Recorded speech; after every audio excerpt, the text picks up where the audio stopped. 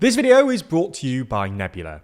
On Monday, Bangladesh's longtime Prime Minister, Sheikh Hasina, resigned and fled the country amid massive and deadly anti-government protests. It's a dramatic end to her 20 or so years in power, during which she's been accused of consolidating her own power and cracking down on opposition, and her ousting has plunged the country of more than 170 million people into a new period of uncertainty.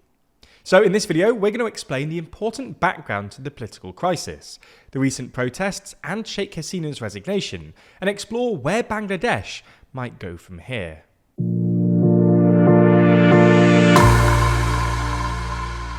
Before we start, if you haven't already, please consider subscribing and ringing the bell to stay in the loop and be notified when we release new videos. So let's start with some context. Since independence from Pakistan in 1971, Bangladeshi politics has been largely dominated by two parties: the broadly left of centre Awami League and the broadly right of centre Bangladesh Nationalist Party, or BNP. This Awami League BNP dynamic has, since the early 1990s, been dominated by an intense rivalry between two people: Sheikh Hasina of the Awami League and Khaleda Zia of the Bangladeshi Nationalist Party. Hasina, by the way, is the daughter of Bangladesh's father of the nation, and Zia is the widow of another former president. Their rivalry has been dubbed the Battle of the Begums, with Begum being a word for Muslim woman of high rank. Interestingly, they and their parties both worked together in the 1980s to bring to an end the autocratic rule of General Hussein Mohammad Ershad. But since the 1991 general election, Sheikh Hasina and Khaleda Zia have jostled for the role of Prime Minister. Zia and the BNP ruled from 1991 to 1996, then Hasina and the Awami League were in power from 1996 to 2001, before Zia returned to power in 2001 and ruled until 2006, and then Sheikh Hasina came back into power after being elected in 2008 and has remained Prime Minister ever since. The Awami League government, with Sheikh Hasina at its helm, has, over the past decade and a half, consolidated its power by cracking down on the BNP and wider political opposition. Since coming to power in the 2008 election, the Awami League has been re-elected 3 times, in 2014, 2018, and most recently in January 2024.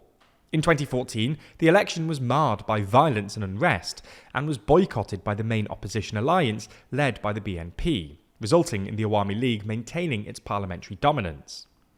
The following election in 2018 was contested by the BNP and other opposition parties, but the Awami League won yet another landslide victory, with foreign powers like the US, UK and EU raising concerns about violence, irregularities and other significant obstacles to a level playing field. The BNP again boycotted the 2024 election, and the Awami League won another massive majority. Through all this, the so-called Battle of the Begums had effectively resulted in a victory for Sheikh Hasina, while Khaleda Zia's BNP has been left in disarray. Zia was convicted back in 2018 on corruption charges that her party say are politically motivated, with the US State Department noting that international and domestic legal experts had commented on the lack of evidence to support the conviction. Meanwhile, Khaleda Zia's son, Tariq Rahman, who had been the BNP's acting chairperson since 2018, remains in self-imposed exile in the United Kingdom, having been handed multiple sentences in absentia, including a sentence related to the 2004 Dhaka grenade attack. So you get the idea. Sheikh Hasina and her Awami League looked pretty dominant and safe post-election, but evidently this wasn't the case. The recent protests began in response to the High Court reinstating a quota system for government jobs. This system reserved up to 30% of government jobs for family members of veterans who fought for Bangladesh's liberation from Pakistan in 1971. Opponents say this effectively just rewarded supporters of the Awami League, given that it led the independence fight. The student-led protests spiralled into clashes between the protesters, security forces and supporters of the government. In July, the Supreme Court cut down the quota system, but by this point the protests had morphed into a much broader anti-government movement that was demanding the resignation of Sheikh Hasina. As such, the protests continued, despite the government's best efforts to quell them. Schools and universities were shut down, an indefinite nighttime curfew was imposed, mobile internet was shut down periodically, more than 10,000 were arrested, and a violent crackdown resulted in at least an estimated 300 deaths. The government also banned an Islamist opposition party under anti-terror laws, accusing it of stoking violence.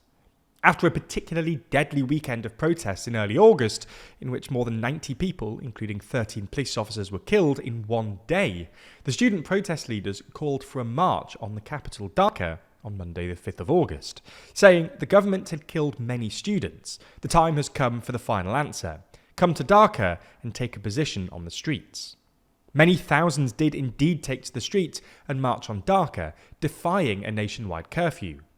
By the early afternoon, the BBC was reporting that there was no longer much of a police presence on the streets, and that army personnel were not hindering the protesters. It appeared that the game was up, and as protesters stormed the Prime Minister's residence, reports emerged that Sheikh Hasina had resigned and fled the country for India, along with her sister, later confirmed by the country's military chief. So, what next? Well, in his televised address, the head of the army called for calm and said he would consult with the figurehead president in order to form an interim government, while also promising that the killings during the protests would be investigated. Bangladesh's president later said, after speaking with the military and opposition parties, that parliament would be dissolved in order to hold fresh elections, with the dissolution ultimately happening on Tuesday morning. They also unanimously decided to release Sheikh Hasina's rival, BNP chair and former Prime Minister Khaleda Zia, from imprisonment. As for the student protesters, the leading group said that it wanted economist and Nobel laureate Muhammad Yunus to lead an interim government. One of the key student organisers said any government other than the one we recommend would not be accepted, adding that they wouldn't accept an army-led government. Fortunately, at this point, the military seems to recognise that its role is to assist a transitional government rather than lead a long-term one, having last been involved in backing an interim government in the 2 years leading up to the 2008 election that brought Sheikh Hasina to power. Student leaders were due to meet with the military chief on Tuesday, though at the time of writing, the outcome of this meeting remains unclear. Whoever ends up leading Bangladesh will face a difficult job. They'll have to balance the various demands of Bangladesh's different levels of society. For example, keeping on side a victorious student movement and powerful military. Navigate the competing influence of India and China, as well as the challenges of a civil war in neighbouring Myanmar. Steward the second largest economy in South Asia, and try to reinforce a democracy that's taken an increasingly autocratic turn. Keep diving deeper into this and other news stories over on Nebula, where the TLDR team curates the most important news videos from around the world, saving you from a deluge of bad news and helping you pay attention to what really matters. That means no more feeling out of touch. On Nebula News, the TLDR team acts as your guide through the media landscape, sharing the news we're paying attention to, helping you find stories that matter and avoiding burnout. If you don't know already, Nebula is the streaming service that we co-own with a bunch of your favourite creators. There you can watch original content like Real Life Law's incredible series War Room, which every month runs you through a whole load of ongoing conflicts, keeping you in the loop. You can also watch every TLDR video on Nebula ad-free, and in many instances before they land on YouTube. If you're not a member already, then click the link in the description to sign up now.